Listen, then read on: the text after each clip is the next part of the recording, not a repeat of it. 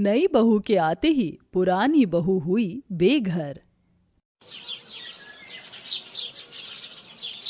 पंडित जी, लड़की बिल्कुल संस्कारी होनी चाहिए। अगर ऐसी लड़की मिलेगी तो ही मैं अपने बेटे की शादी करूंगी, क्योंकि वो तो विदेश चला जाएगा, बहू मेरे पास रहेगी।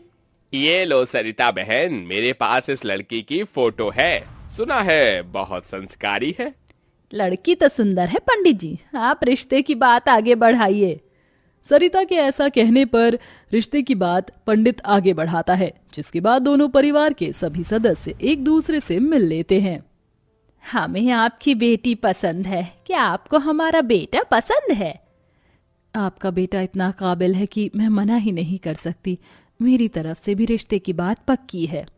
दोनों समधन एक दूसरे को मिठाई खिलाकर रिश्ते को पक्का कर देती हैं। कुछ दिनों में शादी की रस्में शुरू हो जाती हैं, जिसके चलते सरिता अपने घर अपने छोटे बेटे की बहू नीतिका को घर ले आती है। अगले दिन सुबह। नीतिका, इसे अपना ही घर समझो, यहाँ सब तुम्हारा ख्याल रखेंगे। ये सब तो कहने की ही बात है, सारा प्यार तो बड़ी ही बहू में होता है। क्या हुआ बहू, क्या सोचने लगी? कुछ नहीं सोच रही माँ जी। जाओ बहू, छोटी बहू को रसोई दिखा दो, आज उसकी पहली रसोई की रस्म है। सरिता के कहने पर मनीषा उसे रसोई में ले आती है। देखो, यहाँ मिर्च मसाले के डिब्बे रखे हैं, यहाँ पर बर्तन है, अगर तुम्हें कुछ भी चाहिए तो यहाँ से ले लेना। हाँ हाँ, बस करो, मुझे समझाने की जरूरत नहीं है, मुझे सब पता है।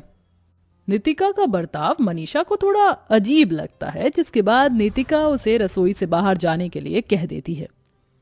आज मैं सबको ऐसा खाना खिलाऊंगी कि सब लोग उंगलियां ही चाटते रह जाएंगे। नीतिका बहुत मन से सबके लिए खाना बनाती है।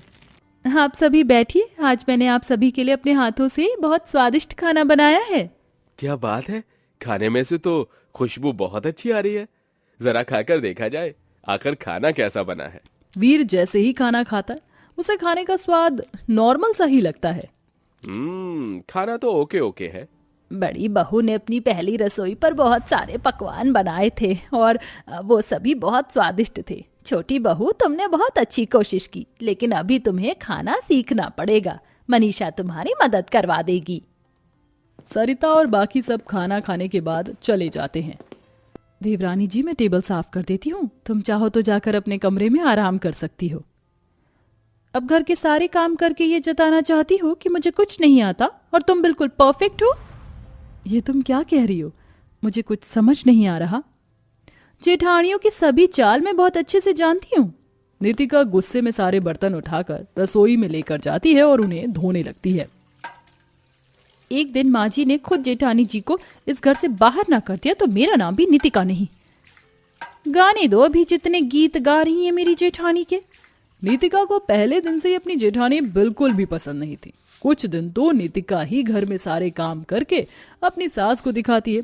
इसी के चलते मनीषा अब अपने कमरे में रोजाना आराम करने लगती है, जिसका फायदा उठाकर नीतिका दूध का ग्लास लेकर अपनी सास के कमरे में जाती है। माँ जी, आप कितनी कमजोर हो गई हो, मैं आपके लिए एक ग्लास दूध लेकर आई हूँ, इसे पी लीजिए। छोटी बहू, तुम तो बड़ी ही समझदार हो, बड़ा ही ख्याल रख रही हो मेरा। चलो अच्छी बात है, आज तक इस तरह तो बड़ी बहू ने भी मेरा ध्यान नहीं रखा होगा। ओहो माँ जी, उन्हें आपकी बुराई करने से फुर्सत मिलेगी तब तो आपका ख्याल रखेंगी। बहू, तू ये क्या कह रही है? क्या बड़ी बहू मेरी बुराई करती है? और क्या माँ जी, मैं रसोई में काम कर रही थी तो जेठानी जी मेरे कान भर रही थी। जेठानी जी कहती हैं, आपने उन्हें नौकरों की तरह घर में काम करवाने के लिए रखा है। भला घर के काम करने से कोई नौकर हो जाता है? हे भगवान, आज तक मैंने उसे एक ग्लास उठाने के लिए नहीं कहा होगा। मुझे तो समझ नहीं आ रहा, बड़ी बहू ने क्या सोचकर ऐसा कह दिया। इस तरह नीतिका सरिता के कान भरकर उसे मनीषा के खिलाफ कर देती है। अब सरिता गुस्से में आकर घर के छोटे से लेकर बड़े तक सारे काम मनीषा से ही करवाती है। इसी का फायदा उठाकर नीतिका हर वक्त सरिता के कमरे में उसके पैर दबाने के बहाने उसके कान भरती है। माँ जी, आपको पता है, बाहर आंगन में जेठानी जी कुछ औरतों के साथ आपकी चुगली कर रही थी। जेठानी जी औरतों से कहती हैं कि आप उन्हें घर में चैन से जीने नहीं देती हो, घर के सारे काम उन्हीं से करवाती हो। भला मैं क्या घर के अंदर अंडे छीलती हूँ? मैं भी तो काम करती हूँ। अब तो मेरे सर से पानी बाहर जा चुका है। बड़ी बहू ऐसा कैसे कर सकती है? मेरे बारे में गांव की औरतों को भी भड़का रही है। अब मुझसे ये सब और नहीं देखा जा रहा। आज ही मैं अपनी बहू को इस घर से बाहर निकाल दूंगी। सरिता गुस्से में उठती है। सीधा मनीषा के पास जाकर वह उसके बाल पकड़े हुए उसे घर से बाहर निकाल देती है। मेरी ही गलती थी जो मैंने तुझे बहू नहीं बल्कि बेटी की तरह इस घर के अंदर रखा, लेकिन तूने तो मेरी ही थाली में खाकर मेरी ही थाली में छेद कर दिया। अब तू इस घर के अंदर नहीं रहेगी। जा, चली जा यहाँ से। सरिता ऐसा कहकर दरवाजा बंद कर देती है और बेचारी मनीषा दरवाजा पीटती रह जाती है। माँ जी, दरवाजा खोल दो, मैं कहाँ जाऊं? आपने तो मुझे घर से बाहर ही निकाल दिया। मनीषा के चिल्लाने चीखने पर भी सरिता दरवाजा नहीं खोलती। वहीं मनीषा को बाहर खड़ा हुआ देखकर गांव के लोग आपस में बातें करने लगते हैं। देख रही हो विमला, आजकल तो नई बहू के आती पुरानी बहू को घर से बाहर ही निकाल देते हैं। अरे मैं इस पागल को समझाती थी, लेकिन इसने मेरी कभी नहीं सुनी। इसकी देवरानी बहुत चतुर और चालाक है, आखिर निकाल ही दिया इसे घर से बाहर।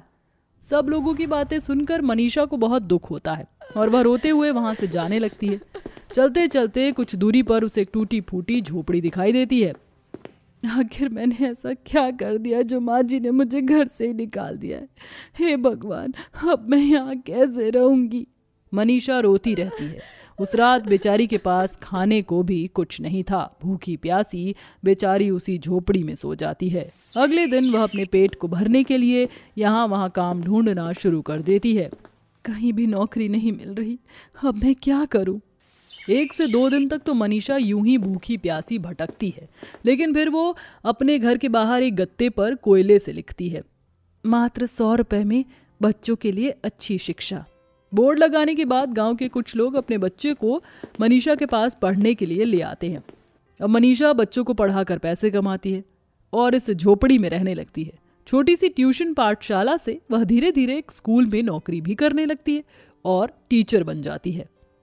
2 1 जा 2, 2 2 जा 4।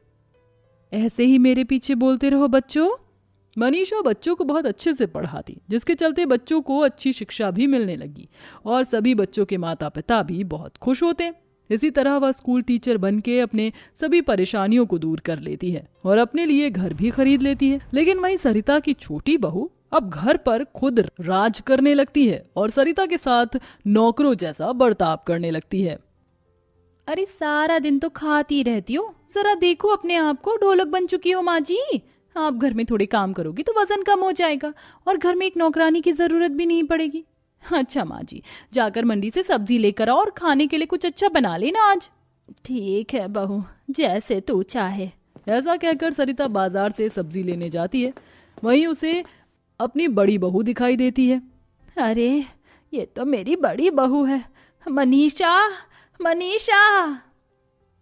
सरिता मनीषा को आवाज लगाकर पुकारती है। मनीषा सरिता को देखते ही उसके पैर छूती है और आशीर्वाद लेती है। माँ जी आप यहाँ? आपकी ये हालत कैसे हुई? ये फटी हुई साड़ी?